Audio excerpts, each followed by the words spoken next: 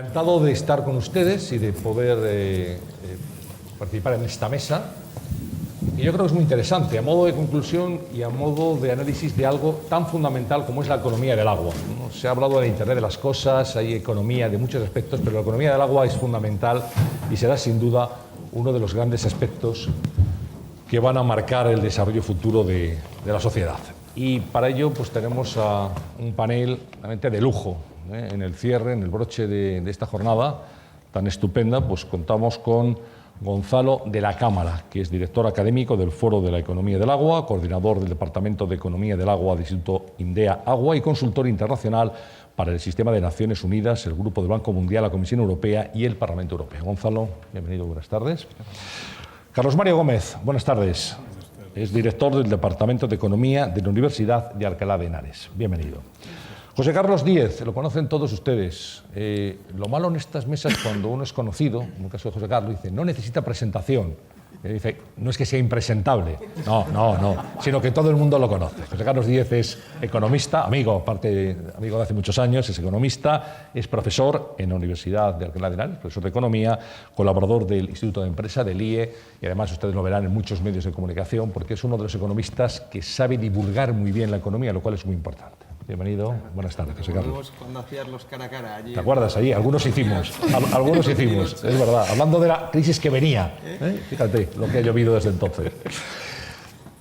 A mi izquierda, Alfredo Aragüentes es decano de la Facultad de Ciencias Económicas y Empresariales de ICADE y experto en economía mundial. Bienvenido, muy buenas tardes. Juan Manuel Lombardo es director general de la Fundación I+D del Software Libre. Buenas tardes.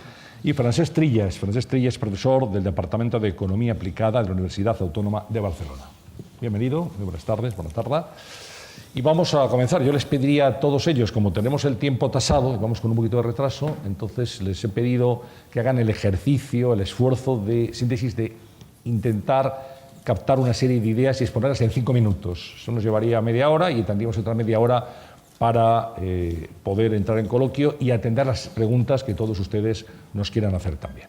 Así que empezamos por ti, Gonzalo. Vamos a estar muy atentos a lo que nos digas. Muy bien, muchas gracias. Siempre me da un poco de pudor intervenir 2 veces el mismo día porque creo que no tiene mucho sentido. Voy a intentar centrarme en algunas de las cosas que han dicho las personas que han pasado por aquí y que creo que han sido cosas con muchísimo valor. En el caso de Brundtland, creo que por un lado nos ha demostrado cómo uno puede ser contemporáneo a los 77 años y tener esa vitalidad tan impresionante que tiene. Y por otro lado, creo que así como quien no quiere la cosa y haciendo un recorrido biográfico, ha tenido esa capacidad para mostrarnos temas que ella ha presentado con una simplicidad impresionante y que, sin embargo, están permanentemente ocultos en las discusiones que mantenemos en el día a día. Es decir, ella hablaba de sostenibilidad, hablaba de desigualdad, hablaba de necesidad de adaptación al cambio climático y estos temas no forman parte de la agenda prácticamente nunca, pese a ser los temas. Creo que en ese sentido entra muy de cerca en la filosofía que nosotros tuvimos y en las conversaciones iniciales que tuvimos cuando dimos lugar al Foro de la Economía del Agua. Nosotros entendíamos, y creo que esto responde a la idea de por qué tanto economista aquí arriba, ¿sí? Los economistas hemos entendido, o por lo menos los que estamos aquí, hemos entendido perfectamente el papel del agua como un factor limitante para el desarrollo y como una oportunidad para el desarrollo. Y quisiera centrarme en un aspecto que sobre el que habitualmente no se desciende. Hemos escuchado muchísimas veces estas reflexiones que se hacen de una manera bastante genérica, bastante vaga, en relación al cambio del modelo productivo, ¿verdad? Decimos que España no puede volver a incurrir en el error de depender del sector de la construcción, de depender del turismo hasta el punto en que lo hacemos, y se habla de la necesidad de trascender el modelo productivo, de avanzar hacia una transición hacia algo diferente. Y creo que precisamente el agua y todo lo que está relacionado con el agua ofrece una oportunidad única para esto. Es decir, si fuésemos capaces de generar recursos, y no solo financieros, recursos humanos, hacer más sólido el tejido social, generar las condiciones para generar amplias alianzas que nos permitiesen avanzar en restauración de ecosistemas acuáticos, en adaptación al cambio climático, en aumentar los niveles de resiliencia frente a cuestiones como la escasez o las inundaciones. Si fuésemos capaces de entender que estos desafíos son los que nos están ofreciendo una oportunidad para avanzar en un cambio del modelo productivo, estaríamos entonces de facto avanzando hacia ese nuevo modelo productivo. Y pongo solo un ejemplo. España es el país que tiene más potencial de reutilización de aguas residuales regeneradas. Esto implica unas inversiones y hay algo importante que hay que entender en relación al sector del agua. No podemos tomar una decisión hoy y pretender que esté funcionando mañana. Tienen periodos de maduración muy largos. De manera que si queremos trascender este modelo y si queremos avanzar hacia un nuevo modelo que permita, por ejemplo, convertir o reconvertir plantas de tratamiento de aguas residuales en fábricas de agua a reutilizar, en lo que sería un claro modelo de eficiencia en los recursos, de economía circular. Para eso necesitamos tomar decisiones rápido porque no vamos a ver el resultado hasta dentro de unos años. Esta mañana Humberto Peña mencionaba qué ocurre, por ejemplo, con la gestión de aguas subterráneas. Es decir, las cosas que hacemos hoy tienen un impacto dentro de 20 años o lo percibimos dentro de 20 años. Tenemos que ser conscientes de que estamos llegando muy tarde a muchos temas y que si no queremos llegar más tarde tenemos que tomar ciertas decisiones ya. Pues muchas gracias, Gonzalo, por tu concreción. Carlos Mario Gómez, su turno. Bueno, muchas gracias. Bueno, yo la verdad, después del resumen y la presentación de lo que hemos visto hasta ahora en el Foro de Economía del Agua, pues no me quisiera centrar más en profundizar estas cosas sobre estos temas. Quizá vale la pena pues resaltar que este Foro de Economía del Agua tiene algo de único. Hablar de agua y hablar de economía, aunque en muchos lugares del mundo es algo normal, en España no lo es y no lo ha sido durante muchos años. Porque precisamente los problemas del agua no los hemos visto nunca desde una perspectiva de bienestar, de lo que importa el agua para las personas, ni desde el punto de vista de la escasez. El sector del agua en España siempre ha ido a remolque, como fue a remolque en todos los países del mundo de los desarrollos que ocurrían en otros lados. Lo primero que ocurría era que las ciudades crecían y se necesitaba llevarles agua, que se necesitaba desarrollar una zona para la agricultura y eso necesitaba agua, que se construían obras hidráulicas y para eso era necesario agua para turbinar y producir energía y para todo lo demás. Entonces, la política hidráulica siempre iba después del poblamiento, de la política agraria, de la política energética, de la política turística y de todo lo demás. Y todo eso nos lleva, en un país en el que hay un problema de escasez, a que al final, como todos esos sectores y todas esas políticas quieren conseguir sus objetivos con independencia unos de otros, pues no hay agua para todos. Y eso es lo que genera la mayor parte de los problemas de escasez. Y entonces el agua, de ser una política subordinada, que está en una subdirección general en la que los economistas no pintan nada porque es un tema de obras hidráulicas. De hecho, si nosotros vamos a la Dirección del Agua, General del Agua en este momento y miramos la plantilla de personal, todavía no hay economistas porque no se considera que puedan aportar nada relevante en esos términos de planificación, aunque la Directiva Marco del Agua ya exige ese tipo de cosas, pues el agua siempre se vio como un tema subordinado. Pero de hecho, la movilización del agua, las obras hidráulicas, el ponerse de acuerdo en qué hacer con los recursos que tenemos, ha sido la clave del desarrollo territorial español.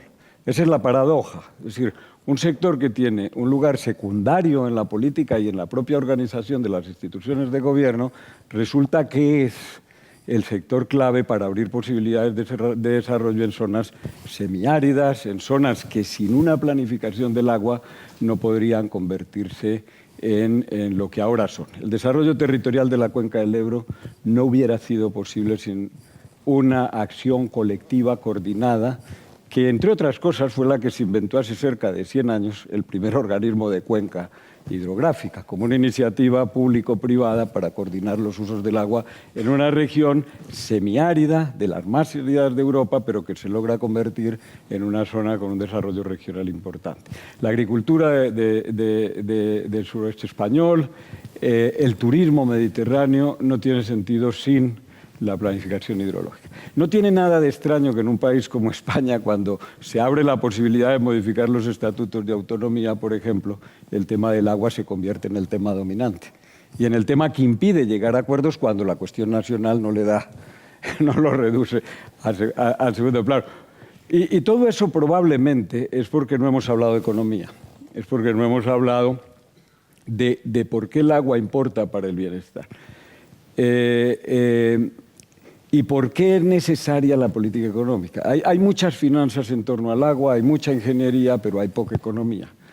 Y el otro problema que tenemos en España es que los problemas españoles se parecen muy poco a los problemas del agua del resto de Europa. Es decir, ninguna ciudad europea se ha fundado en un lugar y se ha organizado en un lugar, la capital de un país, con menos agua que Madrid. Una ciudad de la que se burlaban en el medioevo, que decían que tenía el único río del mundo que era navegable a caballo. Era el río Manzanares. Madrid en realidad era un lugar de paso, como muchas otras zonas donde se ha centrado el desarrollo económico español, que tenía problemas muy graves de aridez.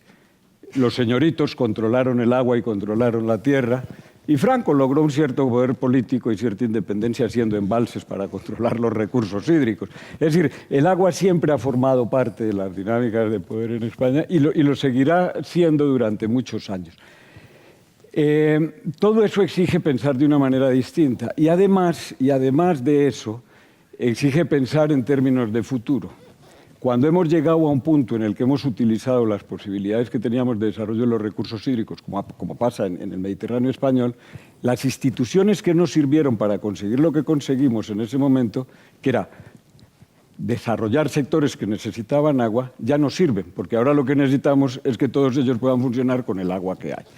Todos somos muy eficientes. España nos da los mejores ejemplos de eficiencia en el uso de agua en los sectores urbanos. Hoy hemos oído hablar de tasas de 7% de pérdidas en red o de consumo no facturado. La agricultura española es la más eficiente en el uso del regadío, especialmente en las zonas donde el agua es más escasa. La mayor eficiencia en desalación, reutilización y los mayores ritmos de innovación tecnológica están en centros como el INDEA en España. Y las inversiones y las empresas españolas dominan el mercado mundial en esos sectores. Pero entre todos utilizamos más agua de la que hay. Y ese es el problema de gobierno. Hay que acomodar las decisiones individuales con los objetivos públicos y sobre ese tema tendremos que hablar siempre que no nos dediquemos a discutir de otras cosas cuando hablamos de agua. Ahora hablaremos en el debate, sin duda. José Carlos Díez. Muchas gracias. Bueno, somos un comité de expertos muy variopinto, ¿no? Cada uno tiene su aportación. Yo me encargo más del enfoque macroeconómico, ellos dos son los expertos en agua. Juanma lleva la parte tecnológica, Alfredo la parte internacional y de la parte del sector y de empresas, y Kiko es un experto en regulación, y falta Santi Carbó, que tiene un perfil más financiero. Lo que yo aporto desde el enfoque macro es que encuadrar cómo es el problema del agua, la necesidad de inversiones, los retos demográficos y el cambio climático que hay que afrontar en un país altamente endeudado, especialmente en el sector privado. La deuda externa privada española es extremadamente elevada, la deuda neta es la más elevada de la eurozona después de Grecia, y la segunda de la OCDE, y la deuda pública está ya por encima del 100% y en récord desde el año 1909. ¿Qué ha sucedido desde el 2008 aquí y especialmente desde el 2013 aquí? Bueno, primero una socialización de la deuda, una crisis de deuda privada exclusivamente. El Estado tuvo superávit en el año 2004, 2005, 2006 y 2007. La deuda pública neta bajó al 20% del PIB, mínimo histórico, y fue un problema privado, ¿no? Principalmente de promotores inmobiliarios, familias que tuvieron el pecado de comprarse una casa. No es nada, ¿no? Es una cosa normal, pero una casa muy cara con alto endeudamiento, y bancos que apelaron al exterior y apelaron a la deuda externa. El país colapsó, tuvo una depresión, y en el año 2013 hay una intervención inédita del Banco Central Europeo, especialmente en el 2014, con compra de deuda pública. Entonces, lo que ha hecho el Banco Central es alterar las condiciones financieras y monetarias de la economía para que no percibamos el dolor, ¿no? Hay unidades del dolor en los hospitales. El BCE está aplicando una unidad del dolor a la economía española, que es ponernos tipos de interés al 0%, porque si no, muchas hipotecas no se habrían pagado, muchísimas más, y muchos bancos estarían quebrados, ¿no? Directamente. Y dos, nos está comprando deuda pública para que podamos hacer la digestión de la deuda pública. Más o menos el Tesoro Público Español emite 250.000 millones de euros de deuda pública, y unos 80.000 millones son comprados firmados por el Banco Central. Por lo tanto, 1 de cada 3 euros que emite el señor Rajoy en deuda pública, yo creo que no se lo han contado, ¿no?, lo compra el Banco Central. Claro, entonces estás medicado. Yo creo que es una buena medicación, yo la he pedido desde hace mucho, pero claro, hay que explicarle al enfermo que está medicado, ¿no? ¿Cuál es el problema? Y lo contó Mario Draghi el día que anunció la compra de deuda, y lo compró Ben Bernanke también el día que lo anunció.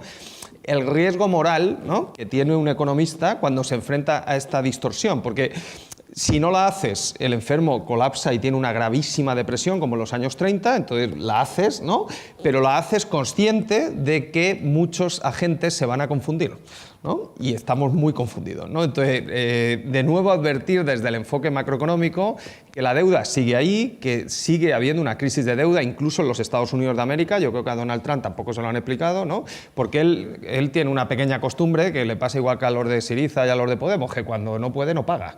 Ha hecho 4 impagos de deuda ya, ¿no? Entonces, oye, ¿no?, él se piensa, bueno, habló de reestructurar la deuda pública de Estados Unidos. Claro, este está zumbado, ¿no? O sea, no sabe lo que, vamos, que puede montar, ¿no? Claro, esto, ¿no? Pero bueno, ¿no? Tenían miedo que le daban el botón nuclear. Digo, coño, el botón nuclear y la deuda pública, ¿no? Pero bueno, en ese escenario, ¿no?, ¿cómo gestionas, ¿no? Y esto también hay experiencias de América Latina, y Chile sufrió una crisis gravísima de deuda en los años 70, ha habido muchas. Hay vida después de una crisis de deuda, yo lo conté en un libro, o sea, no quiero atemorizar a la gente, yo creo que vamos a salir de esta, pero vamos a salir tocados, ¿no? Entonces, todo este debate, ¿no?, que pensamos que el Estado y cualquier agente tiene capacidad de apalancamiento infinita y que podemos tomar decisiones que no van a tener trascendencia, hay que tomarlo, ¿no? Igual que cuando tomamos hipotecas al 2%, luego se nos criticó que no advertimos que los tipos podían llegar al 5%, ¿no?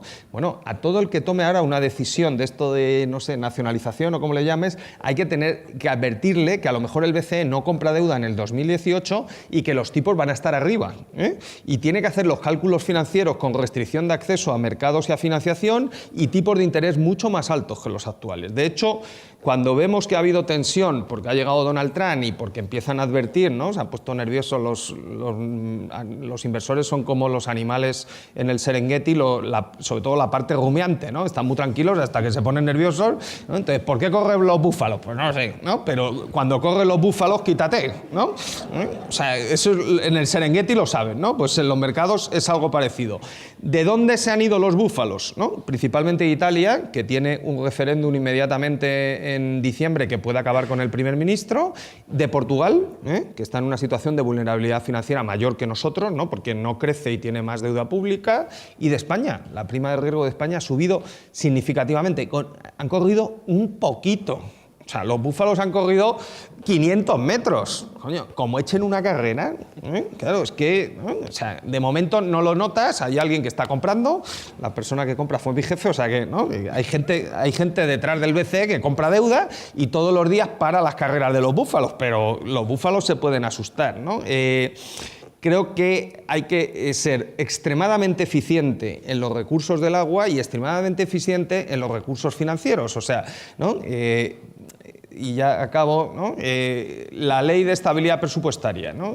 A mí me parece un disparate de ley, ¿no? De hecho, cuando se hace el acuerdo de cambio constitucional en el verano de 2011, ¿no?, que la alternativa era hacer la reforma laboral, que al final la hizo Rajoy en el febrero del 2012, el cambio de ley era, se ha contado todos los mitos, ¿no? Yo creo que hay más historias sobre eso que sobre las brujas de las tablas de Daimiel, ¿no? Que no es que fueran brujas, es que había maltrato de hombres a mujeres, ¿no?, y mataban a los hombres, ¿sabes? O sea, la bruja llegaba, me pega, y la dejaba de pegar porque le daba cicutas, ¿no? Había una planta allí, ¿no? Entonces las mataba la Inquisición por brujas. Pues bueno, ¿no? Eso que ha llegado a lo de Salem, pues pasaba en las tablas, el 135, el impago. No, lo que hicieron es meter una regla de gasto fiscal que iba a entrar como una directiva en el Six-Pack europeo y que luego se tuvo que transferir con la ley de estabilidad presupuestaria. Dentro de la ley, cuando era antes del rescate, cuando Rajoy creía en las hadas también, no en las brujas, ¿no?, en las hadas de la confianza y que, ¿no?, Como era culpa de Zapatero, iba a llegar el PP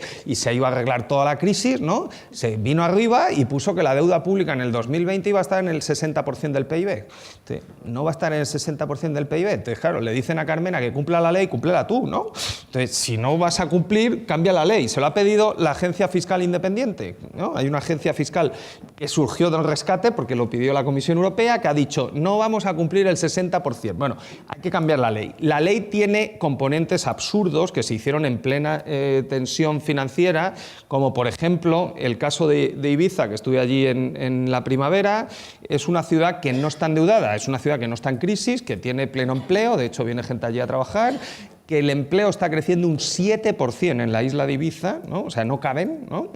Y que tienen la depuradora para reciclar agua de 50.000 personas en la isla, ¿no? Llegan a tener población de 500.000.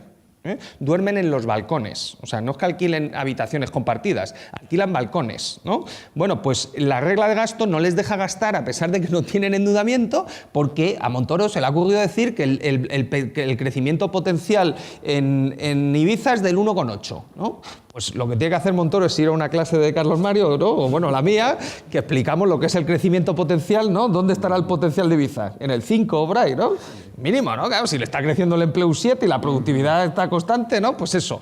Bueno, o sea, Ibiza está tirando agua contaminada y con cositas feas al mar, y vive del mar, ¿no? Tienen Poseidonia, que hace que el agua sea transparente, se pueden cargar la Poseidonia, ¿no? O sea que yo no estoy a favor de la regla, pero yo soy muy de Lyonés, ¿no? Entonces, si hay una ley seca, se cumple la ley seca. Si quitan la ley seca, bebemos whisky, ¿no? Bueno, si hay una ley de estabilidad presupuestaria, se cumple, ¿no? Cambiemos la ley, pero mientras tanto, ¿no?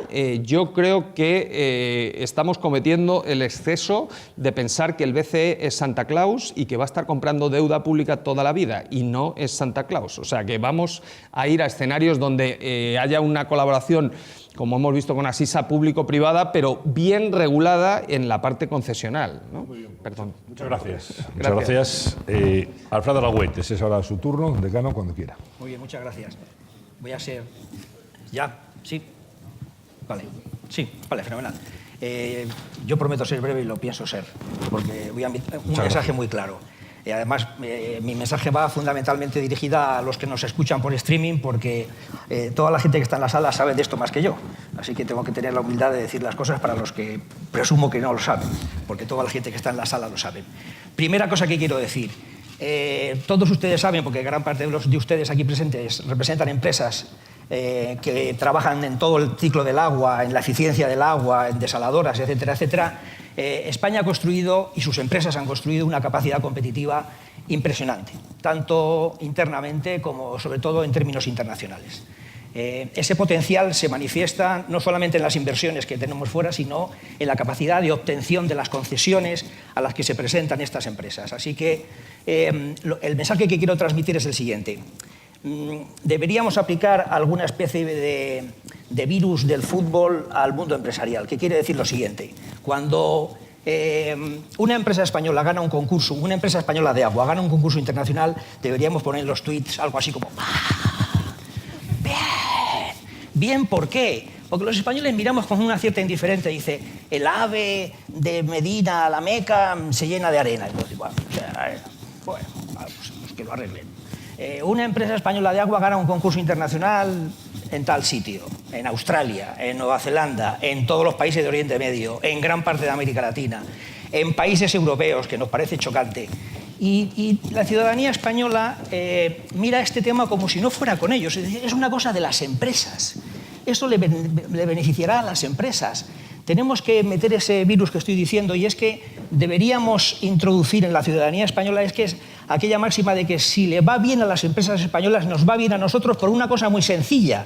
Porque como estas empresas se han internacionalizado, estas empresas internacionalizadas son exportadores de servicios.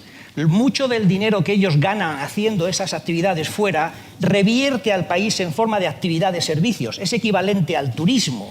Y eso fortalece nuestra situación externa, que es absolutamente fundamental para estimular la demanda interna y que este país recupere el crecimiento económico. Entonces, ¿qué quiero decir sencillamente el mensaje? Tenemos que ser capaces, cada uno en nuestro nivel, yo lo hago a nivel de profesor permanentemente, no es que me haya hecho nacionalista, sino todo lo contrario, ¿no? En ese sentido, yo creo que Donald Trump, aunque tiene universidad, no va a las clases pertinentes, porque está empeñado en pelearse en los temas de comercio como si el comercio fuera comercio de bienes. El comercio de bienes es importante, pero para muchas economías es tan importante el comercio de servicios. Para nosotros es importantísimo lo que se ha hecho en exportación de bienes, pero es importantísimo lo que hacen todas las empresas españolas en este sector a nivel internacional.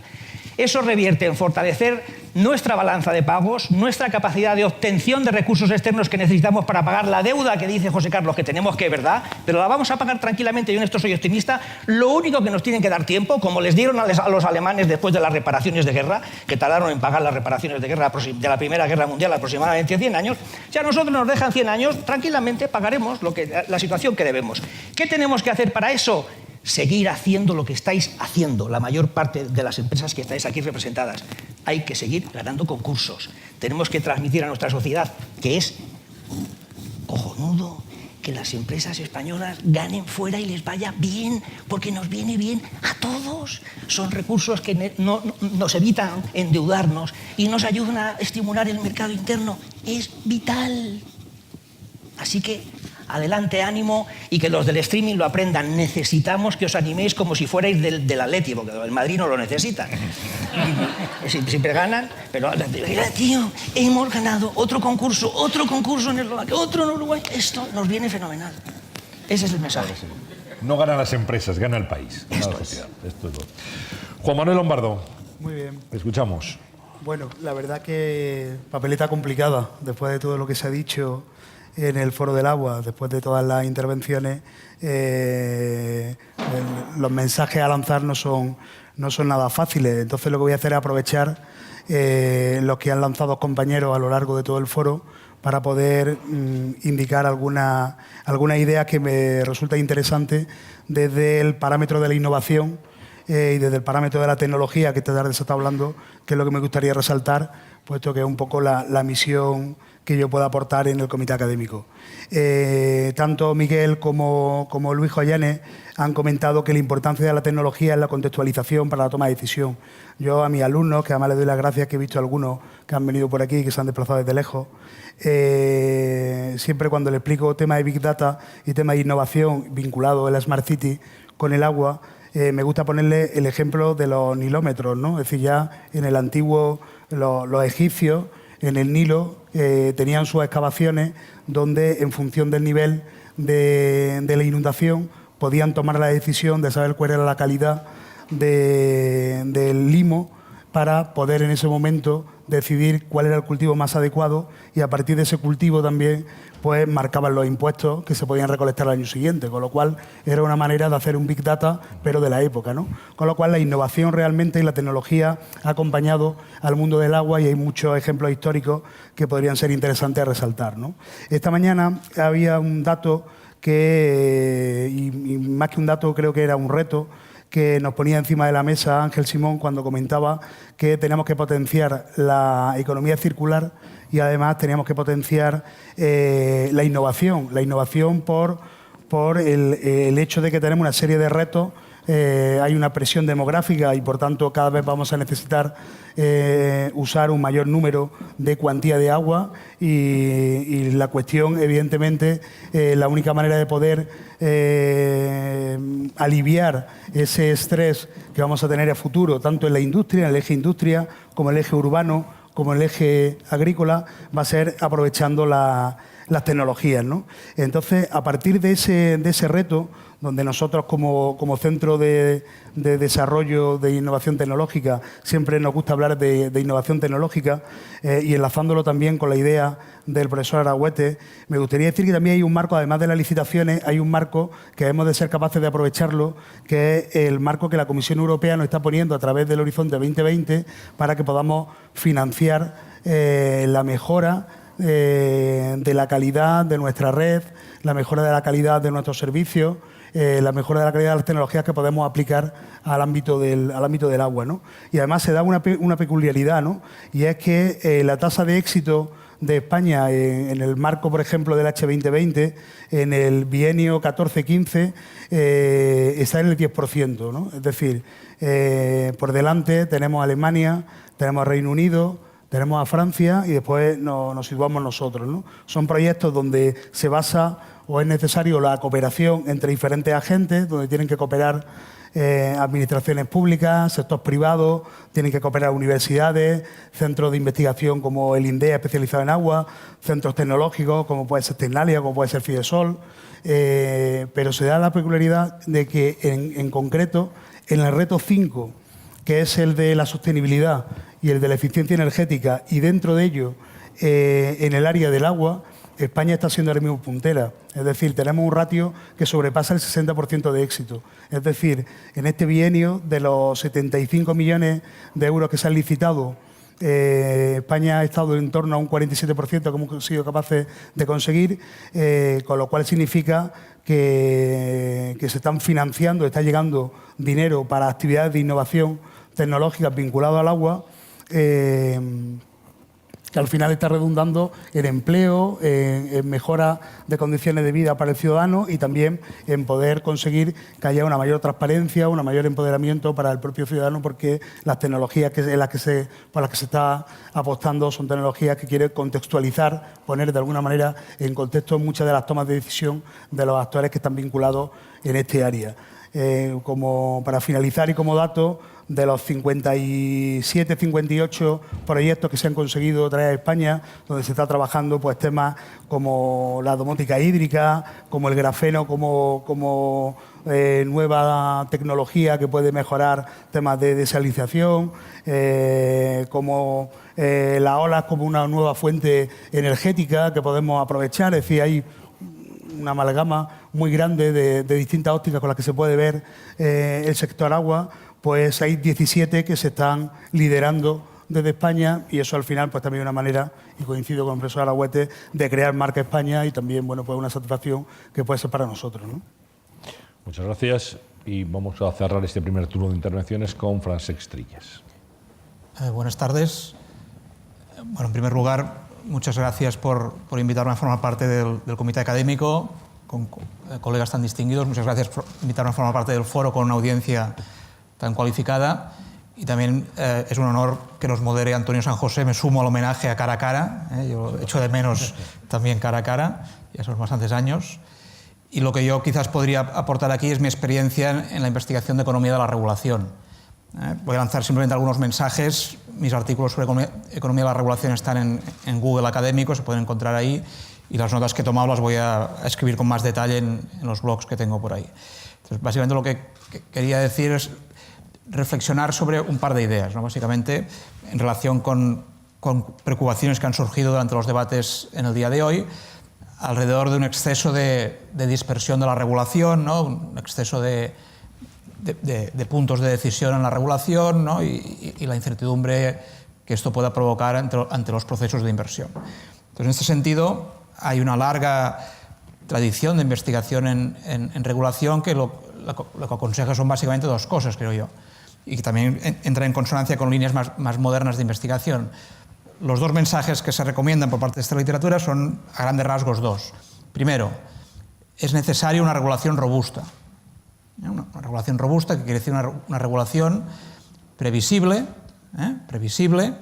sostenible democráticamente, y que, por lo tanto, permita a las empresas que invierten en activos específicos a muy largo plazo pues un horizonte de estabilidad y de seguridad para mejorar el bienestar y el nivel de vida de las personas. Una regulación robusta, y que, como os he dicho esta mañana, esto se puede hacer de maneras muy distintas según la dotación institucional de cada país. No es lo mismo establecer instituciones de regulación en Chile o en Uruguay, por decir dos países bastante modernos de América Latina, que hacerlo en España, que es un país de la Unión Europea, que en sí mismo es un país bastante descentralizado. Pero en todos estos casos los principios son parecidos. Hay que esforzarse por hacer una regulación robusta que permita invertir para mejorar el nivel de vida de la inmensa mayoría de la población. En segundo lugar, segundo mensaje, hay que establecer un sistema regulatorio con un nivel óptimo de independencia. Con un nivel óptimo de independencia respecto al proceso político coyuntural del día a día. Quiere decir que la independencia de los reguladores, tan elogiada, tiene ventajas y tiene inconvenientes. Las ventajas fundamentalmente son dos. Una ventaja es que un regulador independiente permite mitigar lo que se conoce técnicamente como el problema de inconsistencia temporal de la regulación, que tiene que ver con esto que decía, de que las inversiones son específicas y un regulador pues excesivamente pendiente de la contingencia política puede estar tentado de no remunerar esos activos específicos. Por lo tanto, un regulador independiente que adopta una visión más allá de la contingencia política, pues resistirá mejor esta tentación, de forma parecida como un banquero central resiste mejor las tentaciones de impulsar el empleo a corto plazo, ¿no?, a riesgo de aumentar la inflación. Esta es una ventaja de un regulador independiente, mitigar el problema de inconsistencia temporal de la regulación. Otra gran ventaja de un regulador independiente es que permite desarrollar instituciones, organismos, organizaciones que acumulan capital organizativo, que acumulan reputación y que por lo tanto permiten atraer expertos que un gobierno, que un ministerio que tiene una rotación mucho más elevada y que está mucho más pendiente de la contingencia política democrática por razones bien lógicas, pues quizá no sea capaz de atraer. Estas son las dos grandes ventajas de un regulador independiente. Ahora bien, puede que nos pasemos también. O sea, las medicinas, a veces también puedes pecar de exceso, ¿no?, de tomar buenas medicinas. Entonces, ¿qué excesos se pueden cometer? Uno de ellos, que también se ha comentado, creo, es la necesidad de coordinación con el resto de la administración. El caso del agua es claro. La política del agua tiene que estar coordinada con la política medioambiental, con las políticas industriales, con las políticas de lucha contra la pobreza y la desigualdad y otras. Entonces, la política del agua no puede estar al margen del resto de la administración porque necesitará coordinarse en una serie de cosas donde intervienen entes gubernamentales que no son tan independientes. Por lo tanto, eso es una necesidad. En segundo lugar, en sectores donde hay que explicar a la opinión pública, hay que hacer una labor pedagógica, como muchos de los que estáis aquí hacéis muy bien, se necesita un liderazgo político también. Es decir, el liderazgo político es una cosa que un académico como nosotros no tiene fácilmente, o que un experto ingeniero no tiene fácilmente. Entonces, saber comunicar, saber establecer, ¿no?, lazos, redes de apoyos políticos a veces para intentar vencer problemas, para intentar vencer resistencias, pues es una habilidad. Es una habilidad que algunos no tenemos y otros sí tienen. Entonces, eso también pues, mitiga un poco el mito del regulador independiente. Y finalmente, otro problema, que no es tan un problema, pero sí una reflexión que es necesario hacer, es que el regulador independiente consigue no eliminar el problema de establecer un compromiso creíble en la regulación. No lo elimina el problema, sino que lo reubica. Lo reubica y el problema se convierte en un problema de los políticos que tienen que comprometerse a respetar la independencia del regulador. Es decir, que no se elimina el problema del compromiso, sino que se reubica y se establece en el lugar de que el gobierno, los políticos, tienen que pues, comprometerse a respetar la independencia del regulador, cosa que no siempre es fácil. Entonces, quiere decir que esto no nos evita el problema mayor, que sigue estando ahí y que tenemos que intentar solucionar, que es el de establecer sistemas de regulación robustos donde la opinión pública esté convencida de que lo que se está haciendo merece un apoyo democrático y que, por lo tanto, si se le hace pagar el agua a la gente, es algo que se explica, que tiene una lógica, porque permite hacer inversiones, permite desarrollar el país, etcétera, etcétera.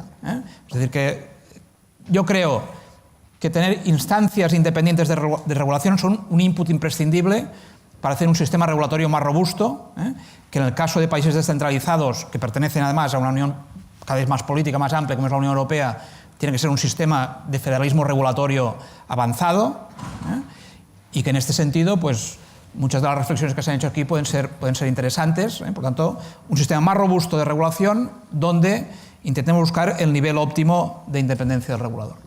Muy bien, pues muchas gracias, señor Trillas. Vamos a abrir en este punto el debate, un coloquio, más bien. Se trata de ir analizando cuestiones, algunas han planteado ustedes en estas tarjetas, que ahora leeremos. Yo me quedo con algo que ha dicho Carlos Mario Gómez, ha dicho que estamos utilizando en España más agua de la que hay. Le doy un dato que suministra AENA, que es el operador aeroportuario.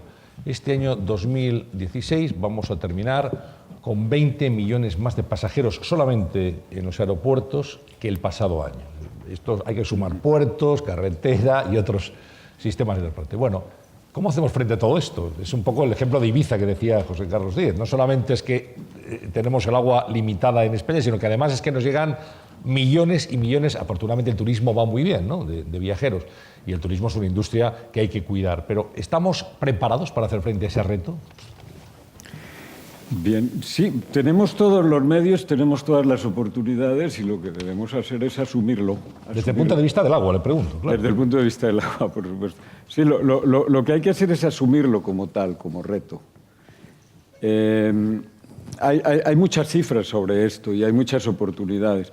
En la agricultura española se puede ahorrar muchísima agua y de hecho hay un plan de modernización de regadíos que calcula que se pueden ahorrar 3.000 millones de metros cúbicos, cambiando los sistemas de riego por sistemas más eficientes en lugar de gravedad aspersores, por ejemplo, con un coste de unos 3.000 millones de euros más o menos. Este plan se ha hecho, se ha puesto en marcha, pero no se han puesto los sistemas de evaluación para saber si realmente nos hemos ahorrado algo. Esa es una de las importantes preguntas. Es decir, la política se diseña con la promesa del ahorro, pero el plan nunca lo evaluamos a posteriori. Entonces, en realidad, una de las grandes cuestiones que tenemos en este momento es, claro, cualquiera puede decir, la agricultura española, si no hubiéramos hecho este plan, estaría utilizando muchísima más agua, lo que puede equivaler al abastecimiento de ciudades, de varias ciudades grandes y un porcentaje muy importante de la población. Pero no lo hemos medido.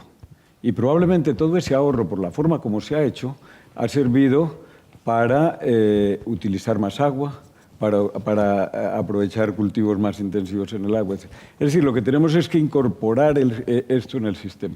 Un turista utiliza un 50% más de agua que una persona normal en su vida cotidiana. Los hábitos de aseo de los hoteles, el número de veces que se duchan las personas cuando van a la playa es mayor. Las toallas. Las toallas, todo esto. Todo eso se puede gestionar, pero siempre que lo asumamos como un objetivo de gestión.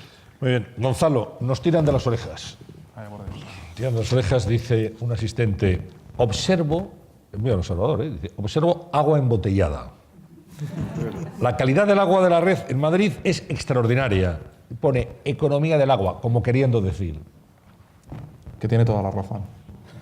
El agua embotellada tiene menos calidad que el agua de red y su precio, el precio que estamos pagando por estas botellas es ni más ni menos, pues probablemente 1000 veces más que el agua de red. O sea que tiene absolutamente razón. Y en un caso, además en una ciudad como Madrid, es imperdonable. Estoy completamente de acuerdo. 1000 veces. 1000 veces. Hay estimaciones que dicen que en algunos lugares de Estados Unidos podrían ser 2000, 3000 veces el precio del agua en red. El año que viene ponemos agua del grifo. Absolutamente. Está claro, prometido. Hemos empezado con el grifo. Bueno, en fin. Esto era para despistar solamente. Tiene toda la razón. Bueno, profesor Aragüetes dice, España lo hará muy bien, pero no se publicita fuera. No publicamos en general fuera. Esto es así. Eso es así. Sí. Y los que vivimos dentro, salvo que nos dediquemos a algo internacional, miramos lo internacional, yo creo que todavía yo probablemente tenga un sesgo, porque soy más mayor que todo el panel y de Segovia, y eso es un sesgo muy provinciano. Yo creo que el país vive esa disociación, ¿no? Lo de fuera es lo de fuera y lo que importa es lo de aquí. Y no nos damos cuenta, no es un problema muy provinciano, porque Donald Trump es muy moderno y tiene la misma visión. Lo que importa es lo de Estados Unidos y lo que pase fuera, ya veremos, ¿no? Mira usted, tiene la economía más internacionalizada del planeta y no se tiene que dar cuenta de que hoy las economías vivimos con flujos cruzados. No vivimos en sitios cerrados donde ahora yo negocio lo que tú me vas a abrir, lo que te voy a abrir a ti y vamos a empezar todo de nuevo. Eso no existe. Entonces, ¿qué tenemos que aprender? Que es muy difícil. Pues sociológicamente, como se pueda, tienes que ir convenciendo a tu población o por lo menos cultivando esa ciudadanía para hacerle ver que en un mundo como el que estamos, la internacionalización, es decir, los flujos bidireccionales son fundamentales y cuando a nosotros nos va bien fuera, nos va bien dentro. La pregunta anterior era de Juan Manuel Ortega, que había olvidado leerlo, y nos hace otra Jaime La Iglesia. Dice, felicidades en primer lugar por este foro. Foro del agua, no poner botellines, también hace referencia a eso. Dice, hay que ver desde el punto de vista femenino, dice, en el Congreso no hay ninguna mujer. Y esto no sé si tiene alguna explicación. ¿Las mujeres se sienten menos atraídas por estos temas? Pues yo creo que no, que hay especialistas seguro. Está ahora Harlem, ¿no? Nada menos, inaugurando, ¿no? Claro, por eso. Sí. Bueno, creo que Harlem y Aziz Ahmouch valen bastante más que todos los que estamos aquí encima. Esto lo suscribimos absolutamente. Lo suscribimos. Pero por otro lado, creo que es otra observación importante. En este sector y probablemente entre los economistas se dan todos los vicios que se acumulan en una sociedad claramente sexista. Y luego creo que hay un elemento importante en relación a este tema. Esta mañana me han hecho una entrevista en la radio y la primera pregunta que me han hecho ha sido directamente cuál es el papel del agua para la mujer. Pero la pregunta me la hacía una mujer. De modo que creo que los hombres tenemos que avanzar un poco en este terreno. Pues queda dicho. José Cordovilla le hace una pregunta, señor Trillas. Dice, ¿cómo se regula una realidad del agua y la tecnología del siglo XXI con unas instituciones decimonónicas? Hablando de regulación. A lo mejor están en el siglo XX, no en el XIX. Algunas instituciones son del siglo XIX. Yo no las arrojaría a la basura. Yo no las arrojaría a la basura.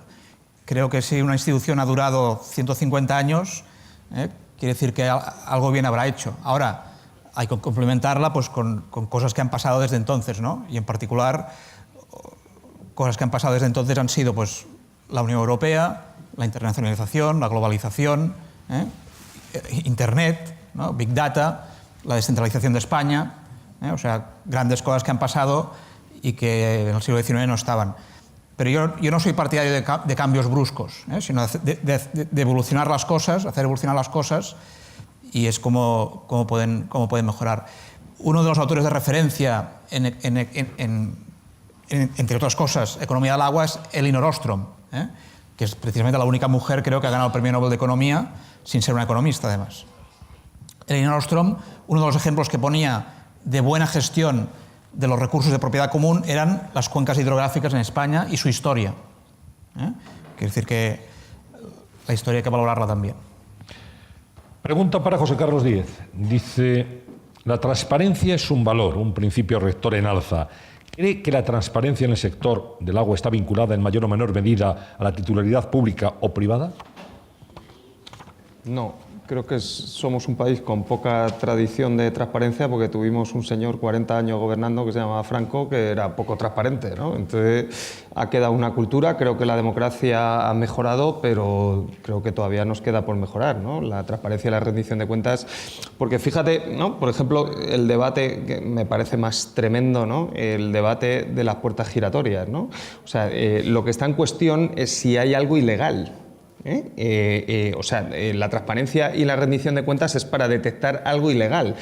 Se cuestiona que todo es ilegal porque simplemente haya habido una puerta giratoria, ¿no? Entonces, claro, cuando hablas con los suecos, con los noruegos y con los... Claro, ellos no tienen ni limitación de incompatibilidad de 2 años. ¿Pero por qué? Porque allí hay cultura de transparencia y de rendición de cuentas y cuando pasa algo se toman decisiones. Pero claro, ¿no? El presidente del gobierno, ¿no? Está en un juicio porque ha reconocido que ha cobrado un sobresueldo que incumple una ley de incompatibilidad, ¿no? Si el de arriba no cumple, la señal que mandas hacia los de abajo, pues es evidentemente que, ¿no? Y yo creo que ahí viene un componente de la desafección, ¿no?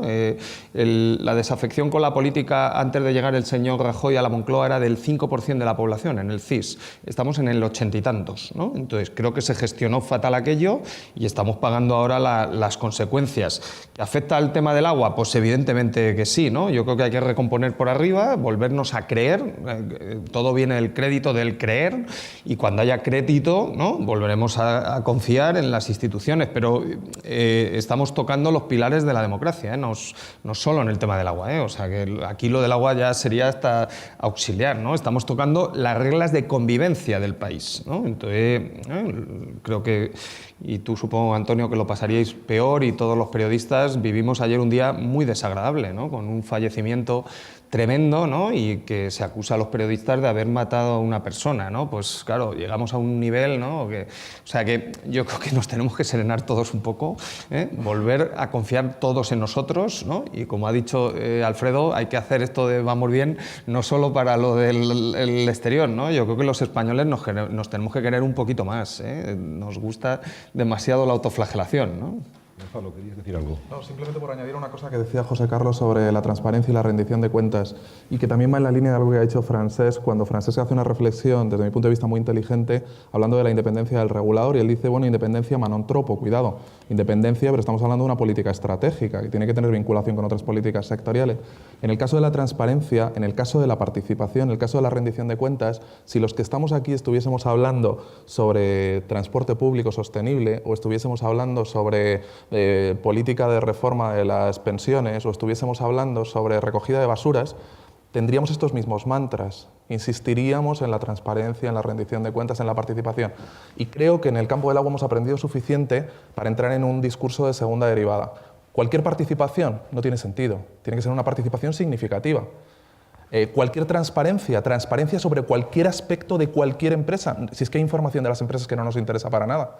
Tenemos que hacer un ejercicio, y en esto ayuda también la existencia de principios reguladores, para identificar cuál es la información relevante que hay que transmitir al ciudadano. Al ciudadano no le podemos abrumar con información técnica sobre válvulas, ni le podemos abrumar con fórmulas econométricas para el cálculo de tarifas. Hay que hacer un ejercicio para entender qué es lo que estamos trasladando al ciudadano. Y entonces, por eso digo que hay que tomar un poco de distancia también de formulaciones que suenan fenomenal, pero que en realidad hay que dotarlas de contenido. Transparencia respecto a qué. Juan Manuel Lombardo, le preguntan lo siguiente: ¿de qué retos se enfrentan las empresas de aguas en relación a la construcción o a la transición hacia las ciudades inteligentes? ¿Y qué problemas, así como ventajas, tenemos como país para abordar esta revolución? Bueno, yo creo que a la hora de abordar el tema de las ciudades inteligentes, desde el punto de vista de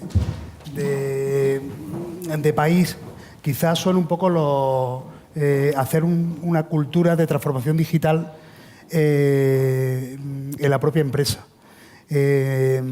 Partiendo de la base de que ya lo hemos estado comentando hoy con bastante de las tecnologías que tanto ha hablado Miguel Arias como Luis Joyanes, partiendo de la base de que al final el objetivo debe de ser que el ciudadano, como estábamos comentando los compañeros, tenga un mayor nivel de transparencia y un mayor nivel de información de qué es lo que está ocurriendo con el recurso.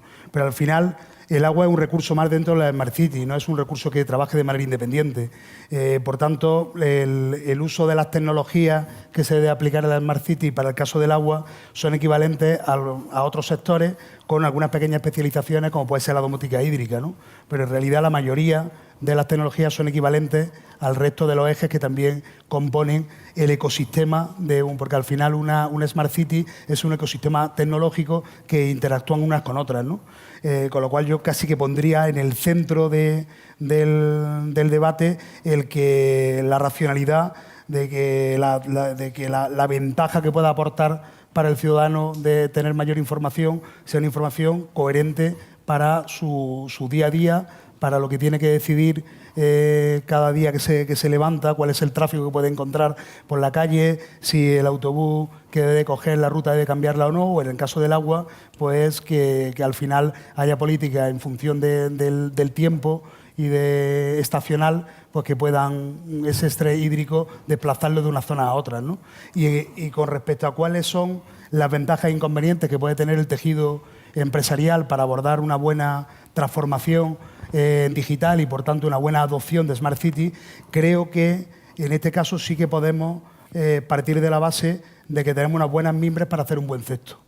¿Por qué tenemos unas buenas mimbres para hacer un buen cesto? Porque tenemos buenos grupos de investigación específicos de agua, tenemos buenos grupos de investigación que trabajan en áreas que pueden aportar en el agua, como por ejemplo en el ámbito tecnológico, tenemos el ejemplo de INDEA, como hemos comentado antes, tenemos empresas que son referencia a nivel mundial e incluso en el marco que nos está poniendo ahora mismo la Comisión Europea, precisamente en el área agua y en el reto medioambiental y vinculado con el agua, estamos teniendo un caso de éxito bastante importante. De hecho, esta mañana comentaba Gro Harlem un tema que para mí era fundamental, que cuando estaba hablando de la importancia de la agenda y de poner en el contexto de los organismos multilaterales la cuestión de agua, es un elemento clave también darnos cuenta que se están poniendo en la agenda elementos de financiación para la innovación en el agua, y que precisamente la innovación en el ámbito del agua es probablemente una de las herramientas más útiles que podemos utilizar para mejorar la calidad del recurso y la transparencia que puede tener el ciudadano. Bien. Nos quedan muchas preguntas todavía, les pediría brevedad en las respuestas para que sí podamos dar cabida a todas ellas, ¿no? Si es posible. Carlos Mario Gómez dice, en su opinión, ¿está ayudando, vamos a ver qué pone aquí, porque las letras también es fina, ¿está asumiendo por los distintos actores del sector en España el concepto de seguridad hídrica y lo que ello pudiera implicar en cuanto a reformas en los modelos de gestión y las infraestructuras requeridas? Yo creo que sí, que estamos en esa dirección. La caligrafía que deja un poquito que desear, ¿eh? No tiene el nombre. Yo creo que estamos en esa dirección, sí. Pero todavía estamos dando los primeros pasos. Hasta ahora hemos hecho planificación hidrológica para un futuro predecible. Creíamos que sabíamos cuánto agua íbamos a tener en los próximos 50 años. Ahora tenemos los mejores modelos hidrológicos, pero no sabemos los números. O sea, tenemos las mejores ecuaciones y el mejor modelo, pero no sabemos los números porque el cambio climático no nos permite decir qué vamos a tener en el futuro. Y tenemos buenos modelos financieros que sirven para recuperar los costes del pasado. Necesitamos hacer las dos cosas. Planificar para el futuro, para un futuro incierto, y diseñar modelos de financiación para construir la seguridad hídrica, no para financiar las obras pasadas. Y yo creo que estamos en medio de esa transición. Todavía no sabemos cómo vas a salir de esto, pero hay que hacerla. Bien. Una pregunta dirigida a todas en este caso. Quien quiera contestar, dice, ¿están los actores del sector en España preparados para abordar los desafíos que tienen frente al cambio climático? Bueno, yo creo que en parte lo acaba de contestar Carlos Mario. Las empresas de agua, no solo aquí, en Inglaterra y Gales, que es un lugar donde el sector también funciona con altos niveles de eficiencia, las empresas de agua se han dado cuenta de que las técnicas tradicionales de toma de decisión ya no les sirven. Es decir, de que esto de poner en una balanza costes y beneficios de sus decisiones en un contexto que se vuelve más estocástico, más aleatorio, con mucha más incertidumbre, no te sirve. Entonces, necesariamente tenemos que avanzar hacia eso. Las inversiones en adaptación al cambio climático son minúsculas todavía. No hemos entendido el desafío. Para el señor Trillas, dice, desde un punto de vista regulatorio, ¿cuál podría ser un enfoque razonable para abordar la dispersión y diversidad que parece caracterizar al sector en España? Bueno, la receta, a grandes rasgos, por decir un concepto, sería la receta del federalismo cooperativo. Es decir, no se trata de crear nuevos organismos necesariamente, aunque alguno pueda crearse, sino de conseguir una mejor coordinación de lo existente. Una mejor coordinación de lo existente y una mayor disciplina en un trabajo común. Es decir, consiste en compatibilizar la descentralización con el gobierno compartido de las cosas. Yo creo que esos son los conceptos. Ya en el detalle pues ya tendríamos que trabajar mucho más, ¿no? Pero no tengo un titular, no tengo una reforma milagrosa. Señor Aragüetes, dice, las empresas españolas del agua han tenido, como ha dicho, una fuerte expansión internacional. Sin embargo, ¿qué riesgos o escollos puede usted vislumbrar que sean necesarios anticipar, dada esta tendencia en el futuro, para que sigan ganando concursos fuera las empresas de nuestro país? ¿Dónde están los riesgos? Bueno, yo creo que los riesgos están en que haya uno, evidentemente, ahora yo creo que lo que las señales que está dando Donald Trump las tiene que ir cambiando porque son como brochazos gruesos, ¿no? Tiene que ir aterrizando un poco las cosas. Yo creo que el mundo está muy consciente de que ganamos más con economías abiertas a transacciones de bienes y servicios. Otra cosa son los capitales, pero sí a transacciones de bienes y servicios. Y yo creo que si esa conciencia se consolida, y el mundo se da cuenta de esto y no caemos en el Brexit, en el Fransit, en el USIT, etcétera, etcétera, yo creo que las empresas españolas están muy bien preparadas. Tienen un desarrollo tecnológico muy potente, es lo que les ha permitido estar en el mercado internacional con una capacidad impresionante, y es que están presentes no solamente ellas individualmente, sino en gran parte de los consorcios internacionales. O sea que yo creo que es más el cambio de sentimientos internacionales respecto a sesgos nacionalistas lo que pueda amenazar un poco, digamos, una buena progresión de las empresas españolas.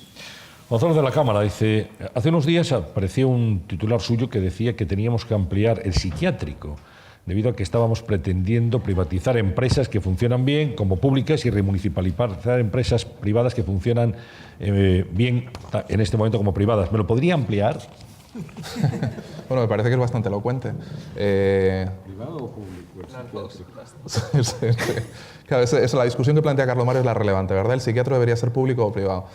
Yo creo, de la seguridad social o de pago, ¿no? Honestamente creo que estamos perdiendo una energía monumental en discusiones planteadas de manera maniquea. La discusión de fondo está en otro lugar. Yo podría llenar una conferencia completa hablando de buenas prácticas públicas en el mundo en la gestión de los servicios de agua y podría hablar de buenos ejemplos en la gestión privada. Ahí no está la discusión. Antes alguien ha mencionado el caso de Chile y de Uruguay. El caso de Chile, un caso en el que las empresas están privatizadas y funciona. El caso de Uruguay, una empresa pública y funciona. Ahí no está la discusión. Pero no sé cómo tenemos que seguir explicando esto. José Carlos y yo recibimos bastantes elogios, entre comillas, por afirmaciones que hacemos en este sentido y son muy curiosas, porque en la misma semana son capaces de llamarnos de ultraizquierda o de considerarnos neocon. Y siempre tengo la intuición de que si es así es que algo estamos haciendo bien, porque claramente lo que estamos afirmando es que la discusión de fondo está en otro lugar. Hay un ejemplo que no es mío, es de una profesora de la Universidad de Sussex, italiana, Mariana Mazzucato, que habla de un teléfono inteligente, de un iPhone, como el resultado de una cooperación a largo plazo entre el público y el privado. Si alguien se piensa que esto es el resultado de puramente inversión privada para conseguir un teléfono inteligente, no ha entendido nada respecto a la inversión pública necesaria para la navegación, para la geolocalización, para las pantallas táctiles. Todo eso es el resultado de inversión pública. En el sector del agua necesitamos por definición a todos. Ahora, aquí se han mencionado unos prerequisitos fundamentales. Uno, tiene que prevalecer el interés general. Tuvimos una presentación aquí mismo en el anterior foro de Victoria Camps, memorable, explicando cómo la discusión público-privada no tiene sentido siempre y cuando esté claro que lo que prevalece es el interés del ciudadano. Y segundo, algo que me parece fundamental y que también se ha dicho aquí, necesitamos regulación adecuada. Y se han dado muchas pistas de lo que es regulación adecuada. Si se dan esos prerequisitos, de verdad entremos en una discusión de otro nivel, una discusión mucho más interesante, porque estamos perdiendo mucha energía con este tema. Bien, quedan dos últimas preguntas que planteamos ahora, quien quiera contestarlas, y luego ya les aviso, para finalizar, les pedir una frase a cada uno, un titular. Le traemos por el señor Trillas lo que es un titular. Lo que viene siendo en prensa un titular, simplemente una frase a modo de corolario. La pregunta dice, ¿en qué medida la mala gestión del agua contribuye al aumento de la desertización al margen del cambio climático? ¿Quién contesta? Todos a la vez, no, por favor. Uno. No, sin lugar a dudas. Sin lugar a dudas. O sea, la transformación del suelo que ha tenido el desarrollo económico, no el agua, sino el desarrollo económico en un país vulnerable a la desertización, junto con la gestión del agua, con el agotamiento de los acuíferos y demás, pues ha tenido un efecto, sin lugar a dudas. Y la otra pregunta hace referencia a los procesos de reciclado, o reciclaje, como dicen algunos, ¿no? Reciclado de plástico, de vidrio, etcétera, la cantidad de agua que se necesita para esos procesos. Es decir, todo el mundo está a favor del reciclado, pero cuando te enteras del agua necesario para ello, te preguntas si eso es sostenible y es ecológico o no tanto. Bueno, ahí hay dos temas que son clave. A nivel de investigación, se está investigando mucho ahora técnicas y tecnologías que pudieran ser capaces de conseguir ahorro hídrico. Aquí además hay que plantearlo desde dos perspectivas. Tiene que haber una investigación fundamental, una investigación de marco amplio que luego en cada uno de los procesos industriales pueda ya trabajarse de manera específica y con una innovación aplicada a cada uno de los sectores.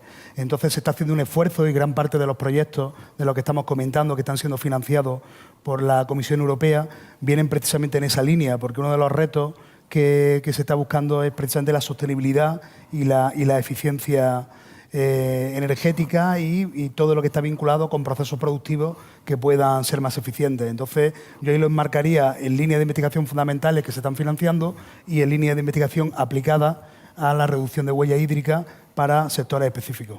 Muy bien, pues vamos a tenernos al tiempo que nos habían dado, que era 1 hora y 15 minutos, lo clavaremos, y con un titular de cada uno de ustedes, empezando por Francesc Trillas. A ver qué te parece.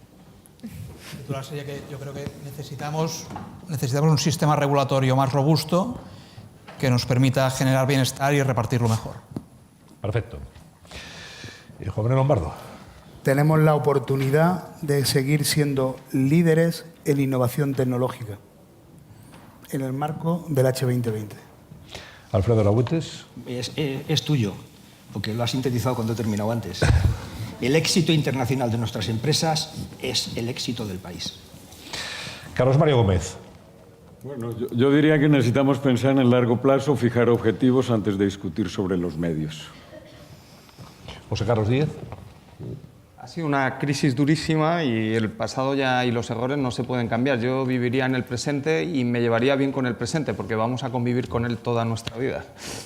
Y para finalizar, el director académico de este foro, Gonzalo de la Cámara, su titular. Sí, que no pidamos, que en los temas de agua no pidamos explicaciones a los dioses, la gestión del agua es bien humana, es nuestra. Bueno, pues como han visto, un plantel de expertos de lujo para poner el final a esta jornada, esta mesa redonda. Ahora mi compañera Raquel Atanes les despedirá, como ustedes se merecen. Ustedes y aquellos que nos han seguido a través de Internet, en streaming, porque tenemos un auditorio presencial y un auditorio mucho más amplio a través de la red. Así que nuestro saludo a todos ellos, nuestro agradecimiento a todos ustedes y nuestra felicitación a este Foro del Agua, porque es interesante desde un punto de vista también de los medios de comunicación que este tipo de iniciativas sean como aldabonazos en la conciencia colectiva de la sociedad para que todos nos demos cuenta de que esto, como con las empresas, es de todos. No son unos expertos que hablan aquí en una jornada, sino que son temas en donde nos jugamos la economía, la sostenibilidad y seguramente el bienestar de todos y cada uno de nosotros. Así que muchas gracias y muy buenas tardes a todos. Un placer.